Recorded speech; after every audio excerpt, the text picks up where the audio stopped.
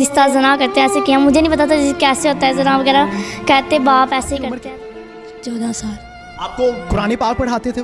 जी रोज पढ़ती थी आप उनसे? जी। कितने बजे आप उठती थी सुबह? पहले 4 बजे उठते थे नमाज पढ़ के। वो आपको रात को कितने बजे उठाता था और कितने बजे आपको रूम में बुलाता था? 3 बजे, 2 बजे, 12 बजे, जब मौका मिल जाए रात को ही उठाते थे। कहते बाप ऐसे ही करते हैं। तो जब फिर मैंने मम्मा को बताया, फिर मम्मा ने मुझे बताया ये तो जना होता है। इतवार वाले दिन उन्होंने किया ना, फिर सारा दिन पीर वाले दिन मैं परेशान ही, जैसे इंसान को अंदर से कुछ हो ना वैसे हो रहा था। तो फिर मंगल वाले दिन जब मुझे सुबह उठाया ना, तब फिर मम्मा को बता दिया था। नमस्कार, जय हिंद दोस्तों, आपके अपने YouTube channel the lovely news पर हार्दिक स्वागत है।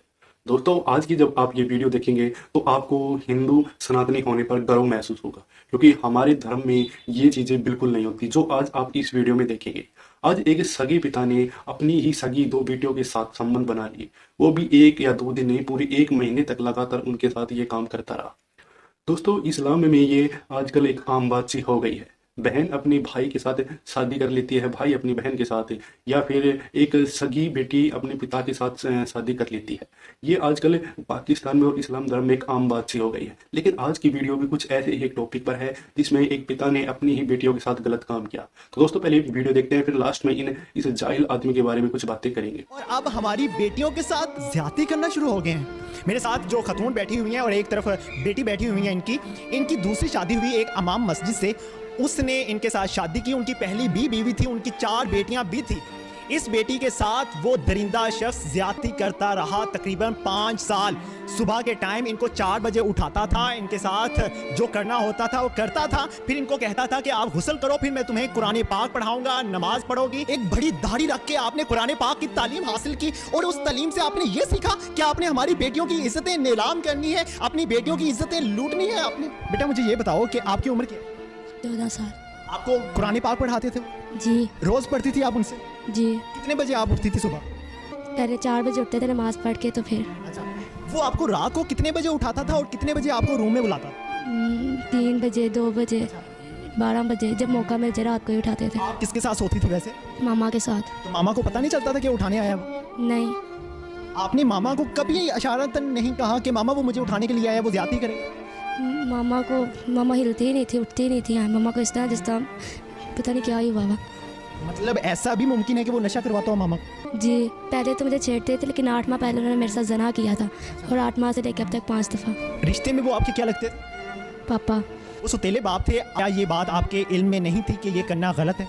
इल्म में थी, लेकिन वो कहते थे पापा इस तरह ही करते होते हैं। इस तरह पहले शुरू में मुझे बुलाते थे, अगर तो मैं नहीं थी जाती होती तो भाइयों को गुस्सा वगैरह करना, मारते थे और इशारा मेरी तरफ कि तेरी वजह से हो रहा है, तो मेरी बात नहीं ना मानती हैं। फिर मुझे मजबूरी उनकी बात माननी पड़ती थी और कहते थे अगर किसी को बताया ना तो मैं देखना तुम लोगों का हाल क्या करता, मेरे साथ तो पूरी दुनिया है, तो तुम लोगों को किसने यकीन करना है, और मैं फिर देखना तुम लोगों का हाल क्या करता। तो आपके खावन थे वो, आपने क्यों नहीं देख के एक दरिंदा शख्स के साथ कैसे एक औरत शादी कर सकती है?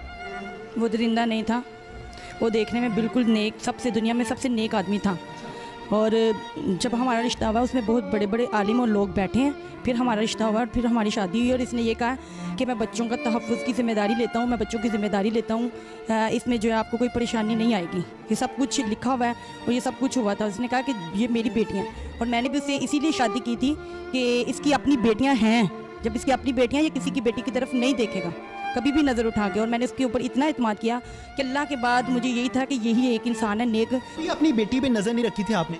नहीं, मैंने, मुझे क्या इल्म है, जब 11 बजे हमने सो जाना है, हमें ये पता है कि हमने 4 बजे उठ के नमाज़ पढ़नी है, बस। बेटी आपके साथ होती थी? जी, ये बड़ी मेरे साथ सोती थी। जब आपको इस वाक़े का इल्म हुआ तो आपने क्या सोचा, क्या पहला कदम उठाया? जब मुझे पता चला है, मुझे तो उस वक्त पता चला है जब मरियम को इसने पकड़ा है मंगल वाले दिन। तो बड़ी बेटी रोती हुई आई है, क्लास जब पढ़ के आई है रोती हुई आई है, कहती है कि मामा मैंने इस घर में नहीं रहना। मैंने कहा क्या हो गया?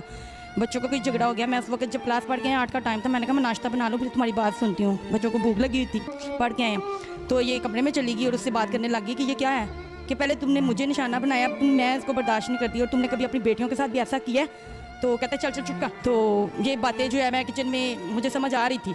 मैं फिर जब कमरे में गई हूँ बाद में, तो मैंने कहा क्या बात है? कहते कुछ भी नहीं है, ऐसी कभी कोई डांट दे तो रोने लग जाता है, रोने इनकी आदत है रोना, दादो डांटे तो रोने लग जाती है। यानी बात को इस तरह कर दिया, बच्चों के आपस में लड़ाई हो तो ये रोने लग जाती हैं, बात को गोलमोल कर दिया। चलो जाओ फातिमा, शाबाश, टेंशन नहीं लेनी, जाओ नाश्ता करो जाके। तो इसने मुझे बता दिया हुआ था। मैंने कहा अच्छा ठीक है। फिर उसके बाद मैं भाई के पास आई हूँ रोती। मैंने कहा भाई मैंने नहीं उस घर में रहना, कहते क्या हो गया? मैंने कहा ये आदमी जो है ना मेरी, इसने आज छोटी बेटी को हाथ लगाया, तो मैं कभी भी नहीं इस घर में रहूँगी, इसने हाथ क्यों लगाया इस नीयत से?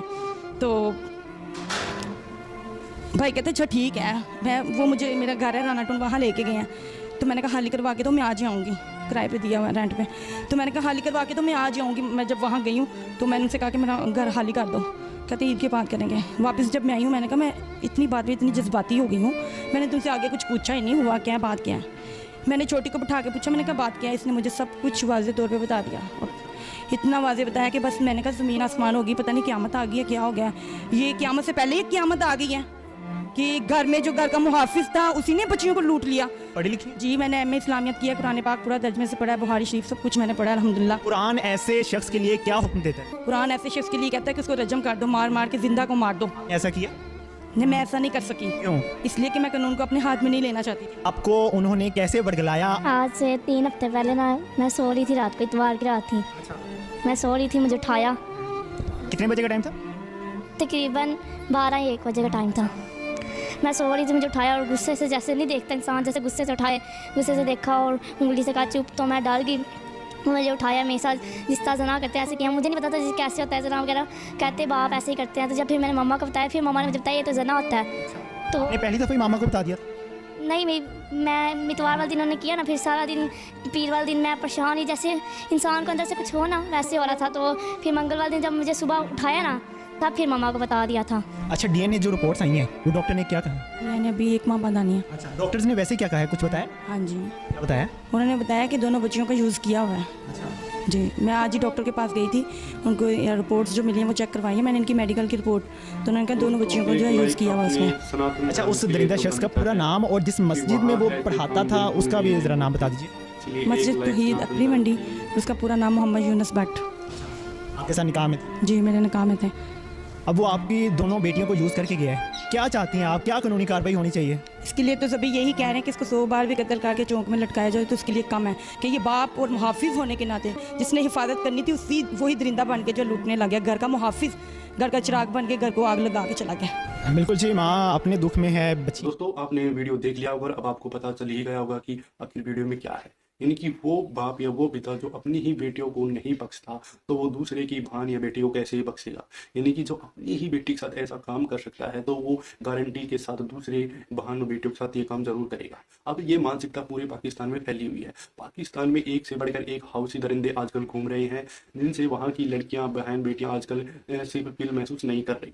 देखिए, ये पाकिस्तान की गलती नहीं है, बल्कि ये वहाँ के मजहब में ही कुछ ऐसा जहर फैल चुका है कि उन्हें अब बस संबंध बनाने से या सिर्फ उन्हें गलत काम करने से मतलब है। सामने वाला सिर्फ एक लड़की होनी चाहिए, एक औरत होनी चाहिए, चाहे वो उसकी बहन ही हो, बेटी हो, चाहे उससे कोई भी संबंध हो, लेकिन उससे उसे कोई फर्क नहीं पड़ता। तो दोस्तों आज की वीडियो में भी आपने यही देख लिया होगा, इसलिए आपको एक हिंदू और सनातनी होने पर तो अब गर्व महसूस होगा, क्योंकि हमारे धर्म में ये काम बिल्कुल नहीं चलता। हमारी बहन हमारे लिए एक जान होती है, हमारे लिए गर्व होती है, और हम अपनी बहन के लिए जान भी दे सकते हैं, अपनी बेटियों के लिए जान भी दे सकते हैं। तो दोस्तों वीडियो अगर आपको अच्छा लगा हो तो जरूर लाइक करें, और अगर आप चाहते हैं हम ऐसी और पाकिस्तान या इसके धर्म से रिलेटेड कोई और वीडियो लेकर आए तो चैनल को जरूर सब्सक्राइब करें और लाइक जरूर कर दें। तो दोस्तों हम मिलते हैं नई किसी एक ऐसी वीडियो, तक आप अपना ख्याल रखें। जय हिंद, वंदे मातरम।